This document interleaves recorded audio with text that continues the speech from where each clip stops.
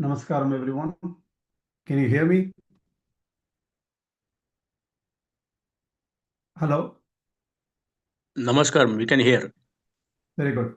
Asmat Gurubhyo Namaha, Asmat Parama Gurubhyo Namaha, Asmat Sarva Gurubhyo Namaha, Shri Krishna Parabrahmane Namaha, Shri Lakshmi Narasimha Parabrahmane Namaha, Shri Lakshmi Havadana Parabrahmane Namaha, Sarvam Shri Krishna Arpanamastu. What I am feeling is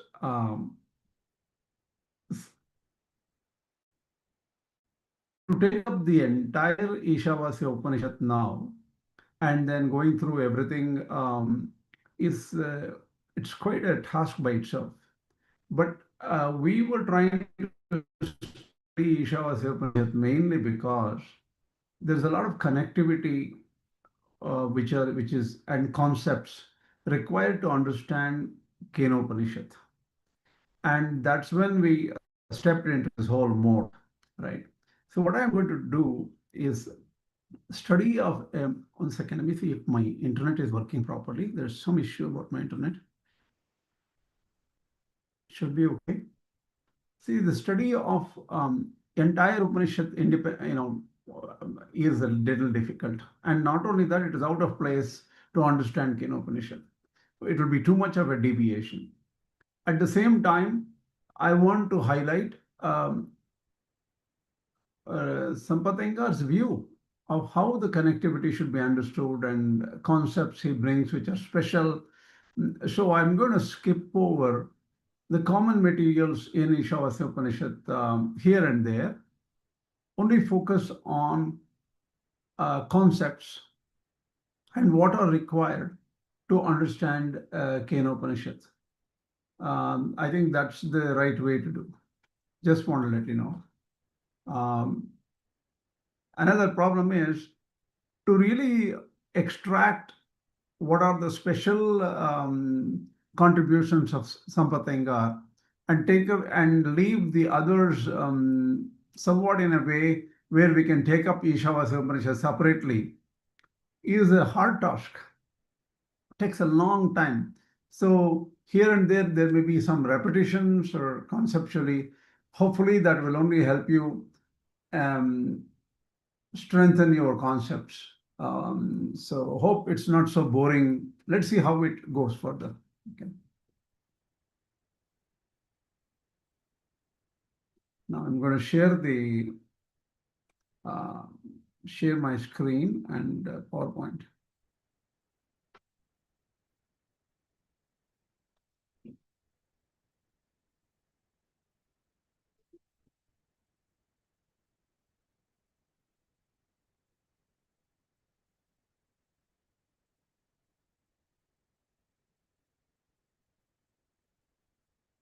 All right, we'll go further. So we said there were 3 stages earlier, and the 4th stage is the Upāsanā. So the 3 stages earlier basically help the aspirant to get to self-realization or realization of Jivatma. The 4th stage is Upāsanā, meditation on Paramātman, and that is known as Jñāna Kanda. Subject of Jñāna Kanda means in Vedas there are 2 parts, right? The karma portion and the Jnana portion. The Jnana portion deals with that, and that is the central core of the Upanishad which we are studying.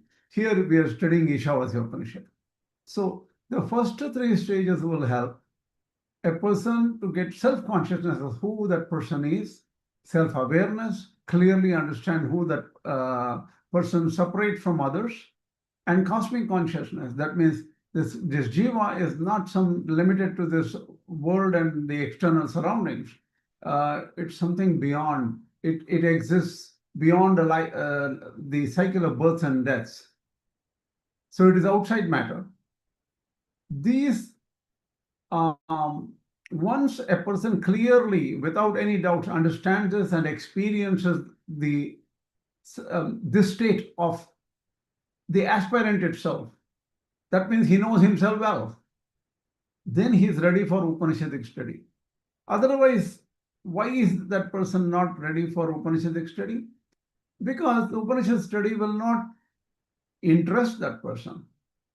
You need focus and interest to understand Upanishads. Upanishad is about realizing Paramatma. It is not like just, I just took a course and looked at it and I got bored. Nothing like that. You have to be prepared to take up the big step to realize Paramatma beyond all this, life.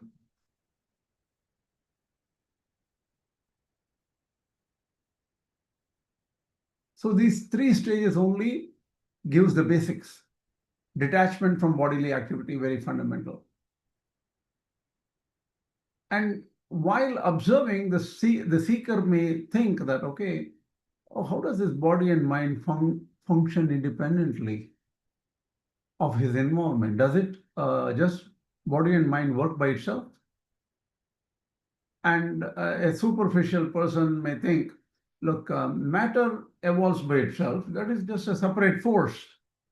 And the self is a passive observer. The self just watches the matter evolving. See this, the idea of who are we, why are we stuck here, and then what is happening around us? This is a very complex subject, right? There are so many philosophies which explain. Does anybody know what philosophy says that matter and the Puruṣa or the individual are two separate entities, unconnected, and then the Puruṣa is just an observer, Sakshi, and the objects around, the matter and everything is evolving by itself. That is a separate force, which is known as Prakṛti. And another force, another set of individuals are the Puruṣas, or the individual's selves, or Jivatmas. And Jivatma is just an observer. Which philosophy talks about this? Which system of thought? Do you know? Sāṅkhya, exactly. Sāṅkhya philosophy doesn't try to unite these two entities. The selves are separate, and for them they want Kaivalya. Kaivalya means they want to disconnect from matter completely. And the Sāṅkhya theory is that Jivatma does not have any capability to act or anything like that. It is Shuddha, pure, and everything like that, and it separates out. And a lot of Śaṅkarācārya views come from the Sāṅkhya concept. And if somebody wants to study this, they have to study Sāṅkhya.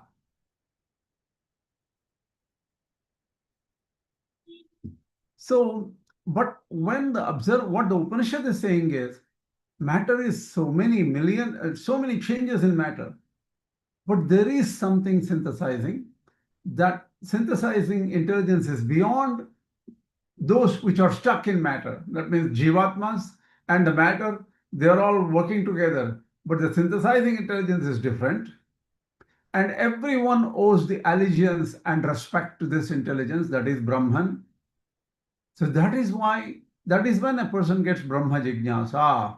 That means I have to know this force which is putting everything together. What is that? So Vedas basically give you, like in the Vedic duties are there, right? That is for the universal harmony. And the injunctions and commands given in the Vedas are actually the commands of that synthesizing intelligence. That is the Īśvara's commands, who has put together everything. They're not just actions. They are actually moral and abnegatory in nature.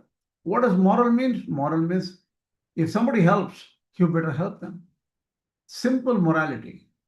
Abnegatory is you have to give up something. It is some tyaga is necessary. So these actions involve tyaga, means give up attachment, give up desires, kind of thing. Then that gets aligned with self-recognition. That means who you are.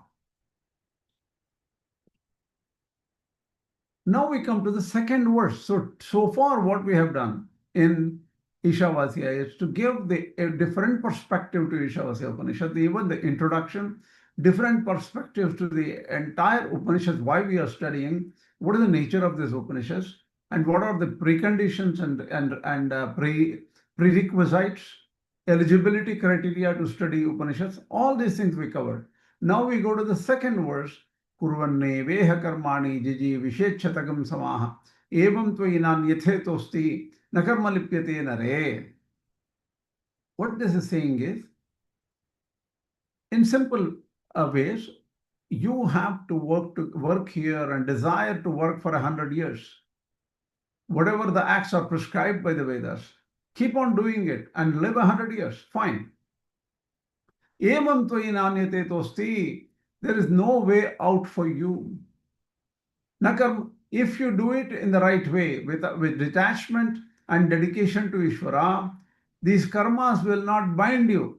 When the karmas don't bind you, you will not become more and more ignorant. You will become free.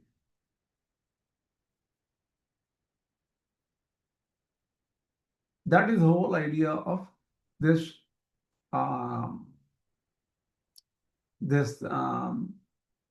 verse. Here, look at this. Nakarma lipyate evam tvayi nanyate tosti. This is a beautiful set of saying. Evam tvayi nanyate tosti. Right? Evam tvayi nanyate tosti means there is no way out for you. That means you have to do these karmas. I want to just basically give you a question to make you think, right? So, again, the direct meaning of these two verses means, like, Īśvara is there, he has put together everything together, and you have to do all the karmas prescribed in the Vedas, and there's no other way out. But Śaṅkarācārya says a Jñānī doesn't need to work. How does Śaṅkarācārya solve the problem of these first two verses? The first two verses are forcing everyone to do the Vedic karmas and realize the unifying force as Īśvara. But Śaṅkarācārya says, no. The Jñānis need not do any work. What do you think Śaṅkarācārya's strategy is here to make it different, to understand it differently? Anybody? Maybe according to Shankara, these two shlokas refer to a person who is still at the stage of doing karma yoga. Okay, anybody else? I'm just going to consider without any comment. I'll comment later. Anybody else? I didn't catch up the question. The question is, Sorry. the first two verses mean in the Īśāvāsya Upaniṣad, Īśāvāsya idam sarvam, right? The first verse. That means Lord pervades everything. Okay, don't, and you are not the owner of it. So, you have to live a life of understanding that you're not the owner. The next verse says that you have to do all the Vedic karmas for 100 years till you die. But Śaṅkarācārya says, if you are a Jñānī, you don't have to do work. Vedic karmas are not for you. So how does Śaṅkarācārya solve the problem which is there, that the problem forces everyone to work and to do Vedic karmas? But Shankara said, for Jnani you can escape. How does he get out of this problem? The Sanskrit is forcing him now, but he gets out of the problem. How does he get out? It's just a quiz, just to make things interesting. Yeah, didn't catch up. So work is only for ajnanis. So normally most of us know that we are not jnanis. So for us work is required, and for a jnani anyway a person who is a jnani cannot do any work. So till that time anyway people will be compelled to do that work. Okay. The thing is, but how does he? What strategy does he use to insert this knowledge? What do you call? Jnani cannot do work and all those things. It is not mentioned in the Īśāvāsya Upaniṣad here, right? Okay. Yeah. So anyway, just to let you know how Śaṅkarācārya is typical about this. His strategy is very powerful and clear. He says the first verse applies for a Jnani. Īśāvāsya sarvam yatkincha jagatyam jagat tena tyaktena bhunjitaha ma gritah kasyasvit dhanam. So the thing is that first verse refers to a Jñānī. The second verse refers to a Ajñānī. So is it given in the Upanishad? No. He says that is, you have to understand it. Upanishad has only 18 mantras. It can't give you all the details. So from the other texts, some other text, you have to derive the idea that the second verse is not for the Jñānī. Who thinks who is an agent? Somebody is an agent, right? And if I think that, oh, I need food today, I need that today, I need to, study for an exam, or do some work and go, or you do some exercises, go do mountaineering. It doesn't matter what you want. As long as you think that you are the agent, you are a karta.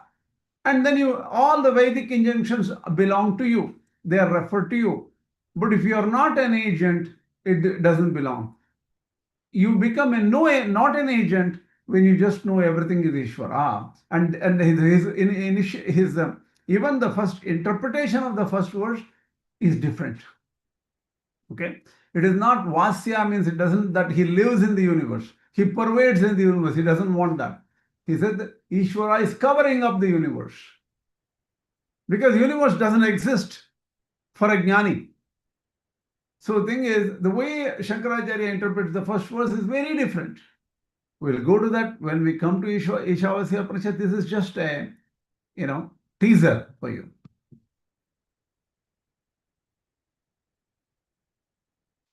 Now, let's go further.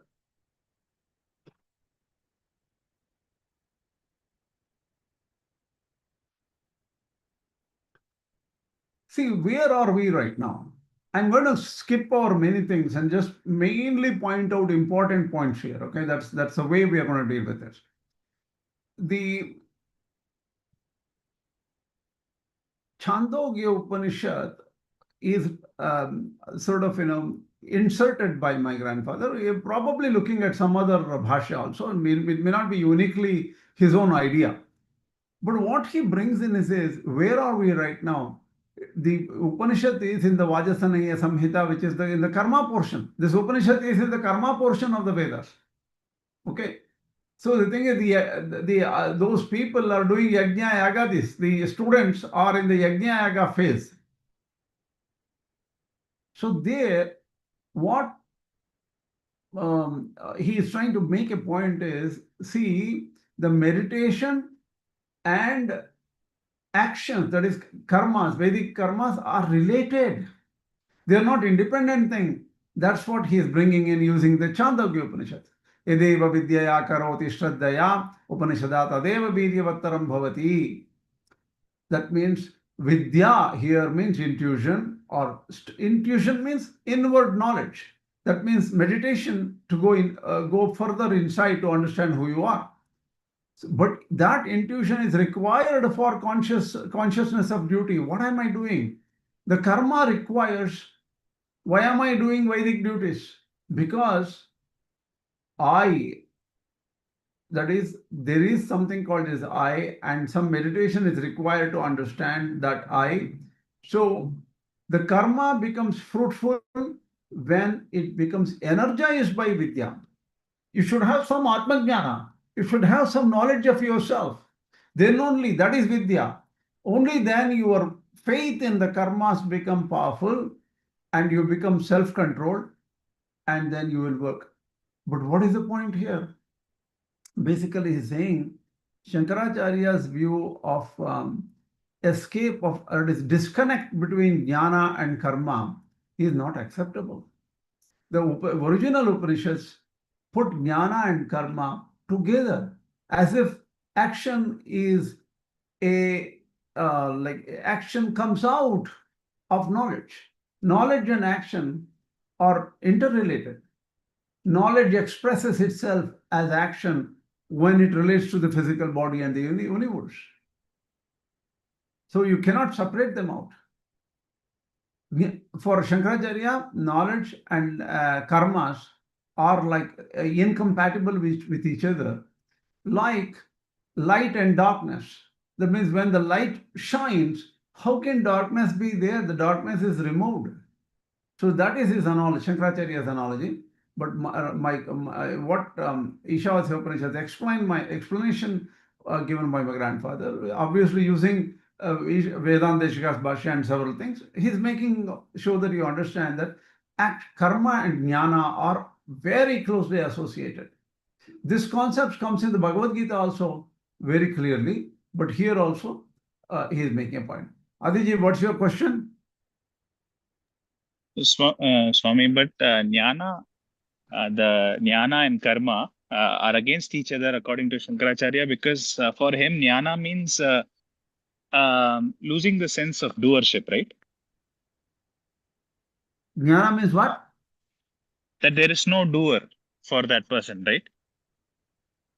See, that is only one aspect of jnana, right? No, but when he says that it is against karma, is that not what he means? No, what he says is, what do you call jnana? Jnana means, the way Śaṅkarācārya understands is Īśāvāsya idam sarvam. That means everything is covered up by the Lord. And in fact, he says everything should be covered up by the Lord. That means everything should be hidden using the Lord. That means the only truth is the Lord. That is Atman. That is only one Brahman, right? And everything else is false, and the false have to be covered. In fact, he gives a wonderful analogy. You know one thing, some people, right, whoever they are many people, usually, to avoid bad smells and perspiration, what do? They apply some makeup or some deodorant, antiperspirant, and all those things, right? Similarly, Śaṅkarācārya gives the same analogy. There are some bad things here. You have to cover it up with the knowledge of Atman, knowledge of Brahman. And once you focus that, the rest will go away. So the jnana for Śaṅkarācārya is that there is only one Atma. There is and the nature of Atma is nishkriya. There is no action, and the universe doesn't really exist. It appears to be, but it is not there.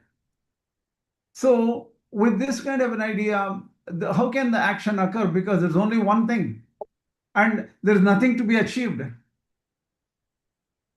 So actions, once you get this knowledge, action is not necessary. So you should not use they are incompatible that way. Śaṅkarācārya is not saying that way. Yeah, but when other acharyas say that they are compatible, they mean a different type of jnana, right? There. Oh, what you're saying is different. Okay. See, for Vritti Jnana, what you're saying is Śaṅkarācārya is referring to Swarupa Jnana. That is the very substance of Atman. And that is non-compatible with action. So even that is not acceptable to the other acharyas. Because Swarupa Jnana, if you take that Swarupa Jnana to be the Jnana of Brahman, right? Brahman is acting all the time. He's creating, destroying, maintaining the universe. That is why Śaṅkarācārya says, I'm not talking about that Brahman who is doing all these things. I'm talking about the Nirguna Brahman, which is separate. Then it goes into a different argument. Where are you talking about this Nirguna Brahman? It is not mentioned in the Vedas, and that's why the other acharyas will attack him, right? So that is a separate question altogether. So Nirguna Brahman, even if it is Swarupa, and that Swarupa is not, according to him, not an attribute, it is the substance. And if it is a substance, does the substance have any nature or attributes? What is the nature of that jnana? That itself also is a problem. So that is a separate set of conversations, not to be confused here. What does he equate Isha with? Nirguna Brahman in this case? For whom? For Shankara. Yes, it's Nirguna Brahman. Īśāvāsya, Isha is completely about Nirguna Brahman. So he says that is the person who is studying the first verse is a Jñānī, or he is becoming a Jñānī. And then for him, the second verse does not apply. That's how he disconnects karma, action, and knowledge. And for all other acharyas, action and knowledge are very integrally related. One flows out of the other. One helps the other. So there is no issue here for the other acharyas. And the original, we can discuss that when we study Īśvara Upaniṣad in detail. Okay. So what my grandfather is referring to is the meditation on Pranava Om strengthens actions by removal external obstacles. So the thing is, the Pranava Upāsanā is said in the Chandogya Upanishad. So why is it said when it is talking about the karma aspects? That is the karma kanda. The karma kanda should not mention anything about the upasana, but it is still mentioning. Here the upasana is for actually getting victory or getting results of the action, even though it is not directly related to Paramātma upasana, but the thing is still upasana is necessary. That's the whole point. And the other thing is, work is inevitable and must be accepted. Okay? Everything you do, whether you eat, sneeze, or drink water, that should be dedicated to the Lord. And that only such a selfish motive, all actions done in such, without selfishness, right? Then your mind and body will be better suited for upasana or the super contemplation on Paramātman. And don't go after luxury. Live with little, whatever is necessary. Because going after luxuries will distract you completely from Paramātman. A typical, a person will say, look, I have to work, I have to take care of my family, right? And I have to earn, instead of defocusing now, while I am working, I will completely work on work and make sure I'll get millions and millions of dollars or millions and millions of rupees, whatever, right? And then after retirement, I will think about God, Īśvara, and all those things. Why worry about Īśvara today? You know what my great Dr. Anantangacharya gave an answer for this, right? I told the same thing to him. He said, look, your problems in life will not end when you retire. New problems will come. So it is like a person waiting in the shore of an ocean saying that I'm going to take a bath when all the waves become calm. The waves of the ocean will never become calm, and you will never take a shower in the ocean, right? Never take a bath. So the thing is, life is full of such waves, and you have to somehow find time to calm down and know about Brahman. Some of these details I will skip. What the Vyasa is saying here is, Vyasa definitely supports action in the Brahma Sutras. So this is just an idea against Śaṅkarācārya's theory, that's all. And even in a yajna, in the karma kanda, the yajamana, or the superintendent, that is Hotra, Udghatra, yajamana, the Brahman, who is the main guy who is leading the yajna, he should have self-realization.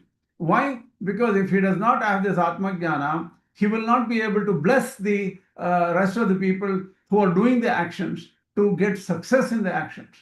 So, and he should also know Isha is the central controlling entity. This is just given as an introduction. We talked about it earlier. Okay. And even when even the teacher has to instruct that the fruits of actions belong to the Lord, not to you. Okay. And then is there anything else here which I left out? Atman, one second. Just a second.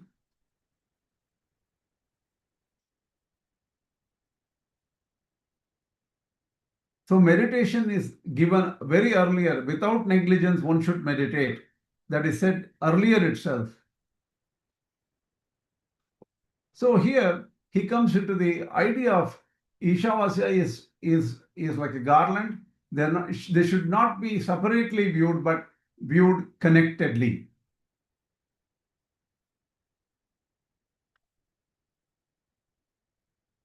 I'm going to only focus on main things, not get into extreme details this time, right? Conceptual understanding. So if you don't agree with the first two verses, what will happen? They will become enemies of themselves. Atmahana, the next verse says, the person will kill themselves. They are doing spiritual suicide. Who are they? The third verse is Asurya namate loka andhena tamasa prataha tamste pretyabhigachanti ekecha atmahano janaha. Asurya namate loka. That means they will go to a dark hell. Andhena tamasa prataha, which is filled with blinding darkness. Who kill themselves. Atmahana means who disown Īśvara, who think that there is no Īśvara, there is no controller, there is nothing which puts together everything. Everything is distinct. I can do whatever I want. This attitude, they will kill themselves spiritually and they will go to hell, dark hell.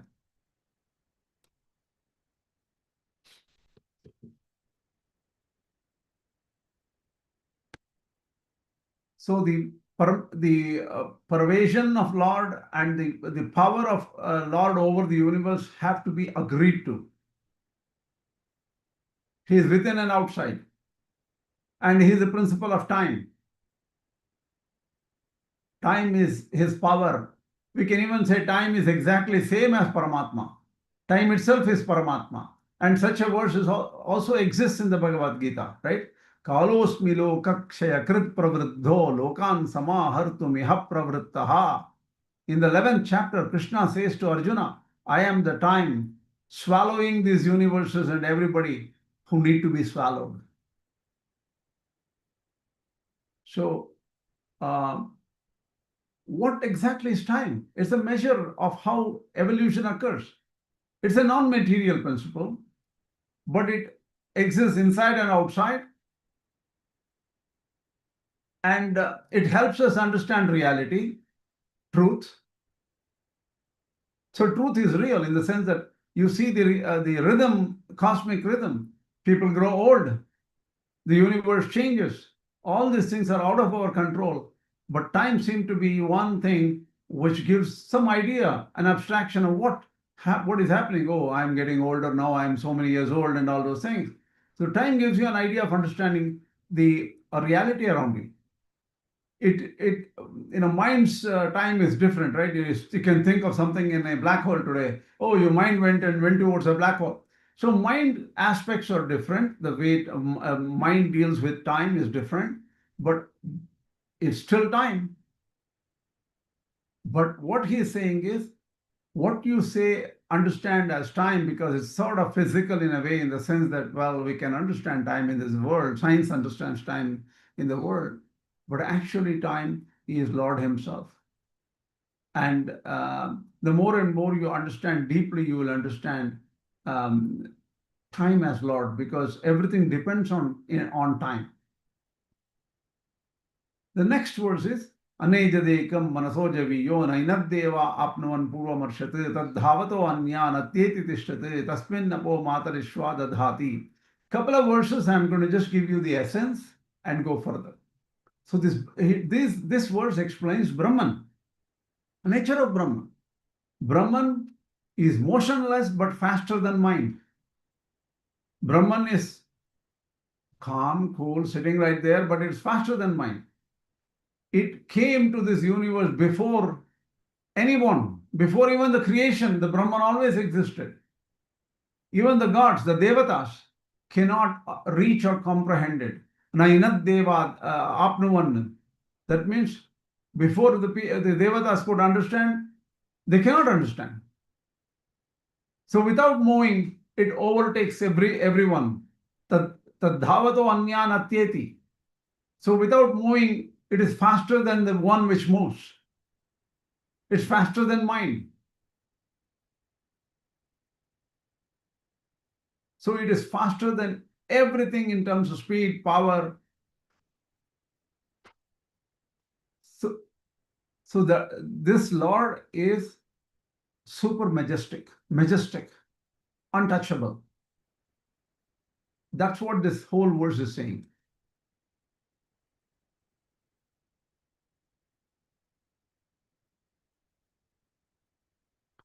So the first verse is Īśāvāsya Upaniṣad sarvam yatkincha. Okay, we have to go slightly back now here. Anejadekam manaso jeviyo is regarding the universe here. Nainat deva apnuvan puromashid regarding the devatas whom we don't see. Right? There are two sentences like that, right?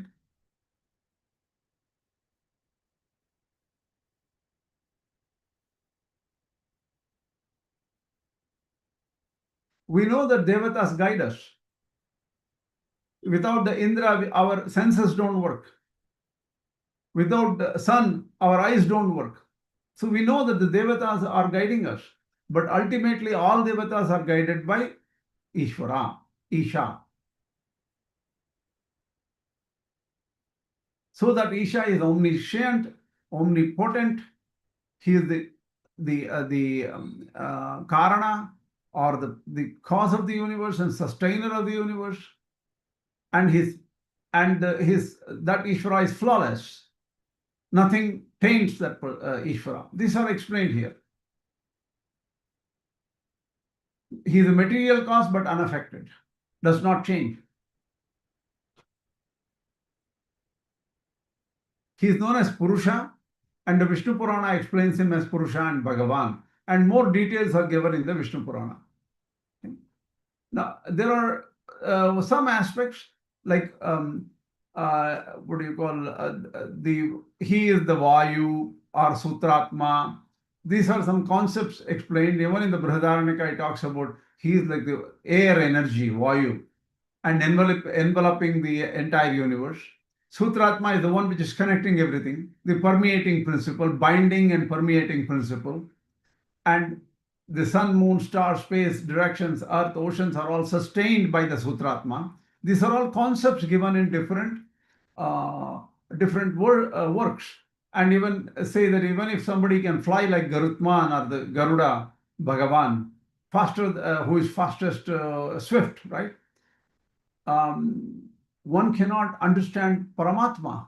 Even if somebody flies for 1,000 years with the speed of mind, one cannot understand this Paramātman. So that is only, it says that Īśvara can never be understood through the mind. Mind has to be purified. Mind as it is can never perceive Īśvara. Those are some concepts here given, right? But how do we know the Lord exists? Because things are changing, things are moving, the sun is rising, so many things are happening. Based on that, somebody is causing all these things. He is the Lord of the rhythm in the universe. There is an analogy in the Upanishad. I will etha upari sancharanto na hiranya vidim na nidhim na vindeyuhu. Have you heard this shloka somewhere? Yes. Yes. It is a beautiful verse. It says that human beings, some poor man is running around on the earth in search of food, water, shelter, money, and everything like that. He doesn't realize if there is gold which is hidden under his own feet, under the ground, right? Just like that, all of us, or most Ajñānis like me, they're running around on earth doing so many things with so many aspirations and things like that, but they don't understand Paramātman, which is sitting inside their own body, because they don't realize that Paramātman. So this Paramātman is not easy to understand. Most people ignore him. Most people don't even know that Paramātman exists. But he is the real gold you have to go after, not the gold outside. As simple as thing, even if you get the gold and hold on to all the gold you can, if your body leaves, if your prana, if you go away, what will you do with the gold?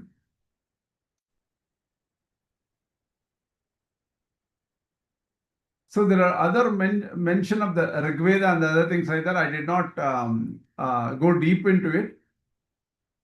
The idea is Īśvara needs to be known, and it's not easy to know Īśvara. And this whole Upanishad, today I'm going to stop here. What is the time? 8:20. I'm a little bit earlier today, 7:40 to 8:20. I didn't prepare beyond this because I want to come to you next. See, the controversies arise in the next few verses. So till the controversy arises, these simple verses only give nature of Īśvara, that's all. And some of this kind of, some aspects are explained in the Kena Upanishad, but not exactly in this way. So we're going to deal with this nature, then come to controversial subjects. In the verse 9, 10, 11, 12, 13, there are very complex issues. Vidya, Avidya. Then Sambhuti, Asambhuti. These are the complications. One we need to understand. So with that kind of knowledge, next time we meet in 15 days, we'll go deeper into those controversies. Now I have something to ask. Yeah? See, in the channel, somebody about Shama and Dhamma, they said control, self-control, all including mind. So will you please clearly define what is Shama and Dhamma? Does that mean mind control also? Shama and Dhamma. Usually Shama Dhamma, as I understand, I can go and check again. Dhamma is Indriya Nigraha, Shama is Mano Nigraha. Shama is Mano Nigraha. Yeah, Shama is. Yeah. See, because what do you call yoga rudasya tasyaiva shamah karanam uchyate, right? Arurukshor muner yogam karma karanam uchyate. Yoga rudasya tasyaiva shamah karanam uchyate. Shama is shanti, mind, restrained mind, control of mind. Dhamma is more indriya nigraha. That's what I understand. So what I knew that, according to what I heard, Shama, one is external control and the other one is inner control, other than mind. Mind control is not possible by Shama or Dhamma. That's what I feel I know. But somebody quoted from Upanishad, Taittiriya, it means mind control also. It is said, some Sri Ram and so many, I have forgotten the name. I also wrote what I knew. Like Shama means, Shama and Dhamma, they are internal and external control, other than mind. Mind control is not at all that easy. Mind control is only possible by Jñāna. That's what I felt. So okay. I wanted to clear. Why don't we do one thing? Since I don't have information to tell you, because I don't know anything more, I can check and then get back to you later. Because I wanted for them and fine. Also. No, because I should not mislead them. No. Because similarly, what I thought I also wrote. Okay. But I also write, somebody writes, but there is no conclusion, there is no definite answer, means that is little bit wavering. No, I can help you next time after I do some research and ask some people. You are helping me also and other two persons also. Okay. All right. Yeah. Thank you. It is Any other mentioned in question? Thank you. it is mentioned, Shamadama, I think it is mentioned in the 18th chapter related to the duties of a Brahmin. Krishna, True. I think, has mentioned that. Yeah. Shamo damas tapas shaucham kshyantirarjama vacha. That is there. We can check that later. Yeah. And anything else? Any other question? Because it is not answered by you, I thought it is better if it comes from you. I also depend on research and I'll let you know next time. No problem. No, it's all right because you are teaching, no. So if it comes, they will also relay. They will think that it is correct. Okay. Understand. Next time, I really don't have any information to say anything more here on that. Okay. Anything else? Any other question? Comments? In Īśāvāsya Upaniṣad, I think, I don't know, next sloka or some, suddenly they will change it to Atma, right? We have to take Atma and Īśā as the same. Yes. We'll come to the, even in Eke cha Atma Hano Janaha, even the third verse, that is Atma and Īśā is taken as similar well, let's take it one step at a time. Not every verse is similar. Okay. Atmanyeva Anupashyati and all those things. There the Atma becomes different and we'll take one step at a time. You cannot, Atma word is not easy to understand.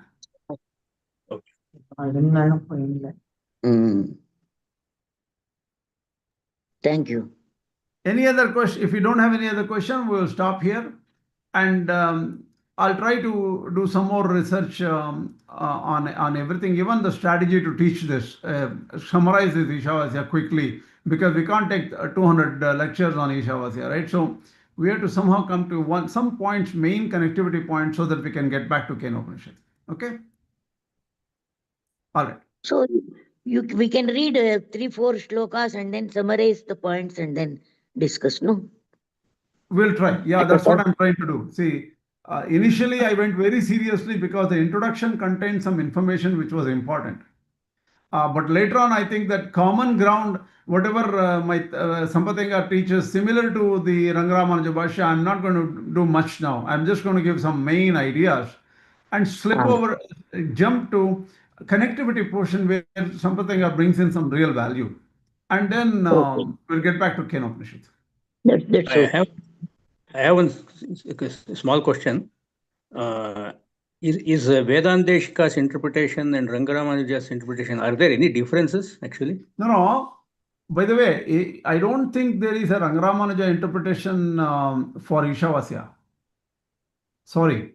In Īśāvāsya, there is only one main Bhashya, that is Vedanteshika's Bhashya. And Rangaramanuja Bhashya is for the Kena Upanishad. Okay. So, what in the NSA, whatever interpretation we are having from NSA, that the translation, it is that is Īśāvāsya, that is Vedanteshika's.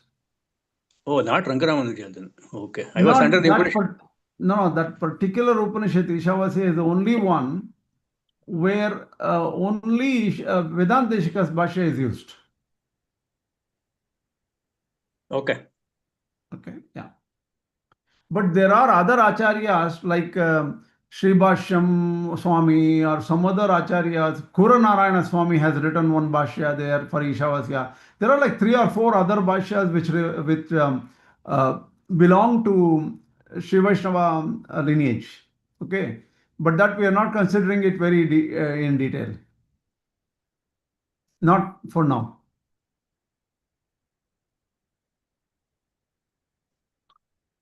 Any other questions? If not, we will meet again next week, and next week will be Madhva Bhashya on Gita. And after that, we will continue with Īśāvāsya, the same things which we are doing. And I will definitely try to make it interesting without too much repetition. Okay. Asmat Gurubhyo Namaha, Asmat Parama Gurubhyo Namaha, Asmat Sarva Gurubhyo Namaha, Shri Krishna Parabrahmane Namaha, Shri Lakshmi Sama Parabrahmane Namaha, Shri Lakshmi Hayavadana Parabrahmane Namaha, Sarvam Shri Krishna Arpanam. Correct.